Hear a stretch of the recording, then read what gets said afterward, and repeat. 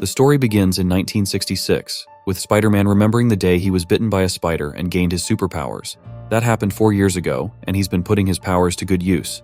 But he feels sad remembering his uncle's death and can't help but feel responsible. He swings from building to building, making his way towards the university, where a group of people are protesting against the war in Vietnam. Peter meets his friend Harry Osborn, who was driven to school by his dad, Norman Osborn. Harry's dad is pleased to meet Peter, saying he's been following him for some time now and is impressed with his academic achievements. He offers him an internship at his company, but Peter politely declines, saying he already applied and got accepted at the Baxter Building, the home of the Fantastic Four. Peter can't help but notice that his spider sense is slightly humming, warning him of potential danger. He heads over to the science lab, where he meets Gwen Stacy, who wasn't too thrilled about him being late. He casually compliments her, calling her a fox, which quickly de-escalates the whole interaction. Peter likes her a lot, but doesn't know how to make a move just yet. After school, he visits the Daily Bugle building, trying to make a few bucks by selling some pictures of Spider-Man to Jonah Jameson. As always, Jameson is not impressed, saying he wants to see pictures of Spider-Man being a criminal, even though he has never done anything to be labeled as one. While the secretary pays Peter $20 for his pictures, he can't help but watch the news on TV. Iron Man had recently joined the war in Vietnam, bolstering the troops' morale.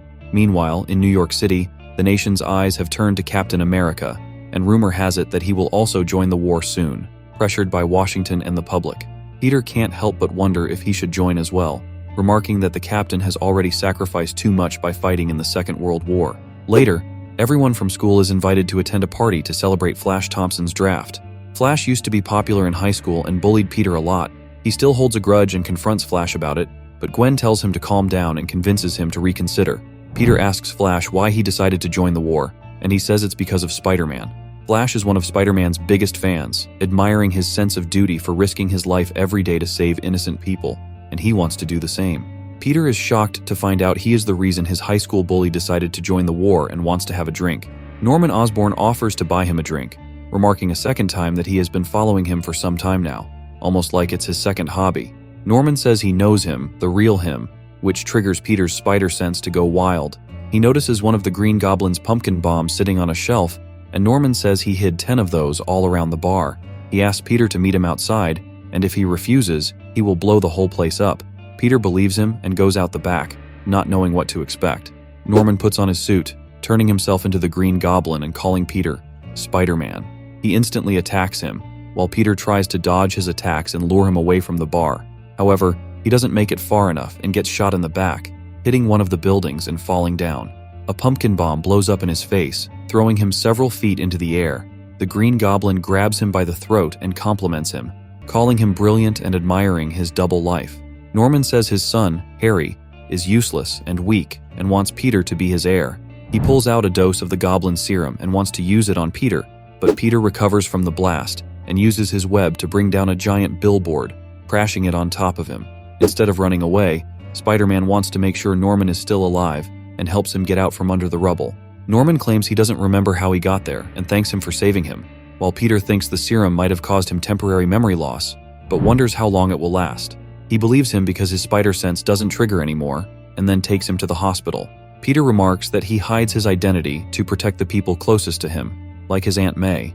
The next day, while patrolling the city, he sees Captain America fighting a group of thieves and decides to help. He snatches one of their guns, remarking that the thief needs a permit to shoot an American icon. With Spidey's help, the captain deals with the rest while being swarmed by fans, demanding to take a picture with him. Spider-Man follows the captain and says they have similar problems, having to deal with a similar fan club. The captain says it hasn't been a problem until recently, when people started to pressure him about joining the war in Vietnam. He spent 20 years frozen in ice, only to wake up from the end of one war and find himself facing another, but this time, a different war, one he isn't sure is the right one. He knows that people are dying and decides right there to join the war, saying he needs to see it for himself and understand it beyond news reports and government briefings. Spider-Man questions if he should join as well, asking if it's his responsibility, but the captain says responsibility doesn't mean he has to do what other people want. This is his journey, not Spider-Man's. Spider-Man does good work here in New York City, constantly throwing himself selflessly into danger. The captain respects Spider-Man for the things he is doing and asks him to let his heart guide him. Now that Peter knows the Green Goblin's secret identity, he gives the police an anonymous tip and Norman is quickly arrested. Everything is very confusing for Norman because he still doesn't remember any of it. Peter forgets that today is the day when Flash leaves the city to join the war, and he rushes towards Grand Central Station. Sadly, he is late again and misses the train by 20 minutes. He meets Gwen, who is mad at him once again, saying she wants to believe he cares for people because he is nice to his Aunt May, but he is a horrible friend who always abandons them. Peter understands how she feels, saying he tries to do the right thing, but it always gets messed up. However, Gwen notices something strange about him. He wasn't very careful when changing his clothes, and she sees the Spider-Man suit hiding underneath. She is shocked and realizes that Peter Parker is actually Spider-Man. 1 year later, somewhere in Vietnam, a group of US soldiers surround native villagers, asking them to get down, or else they are going to shoot. However, something unexpected happens, and someone attacks them, disarming them in just a few seconds. It's Captain America, who asks them to tell Iron Man that these people are under his protection.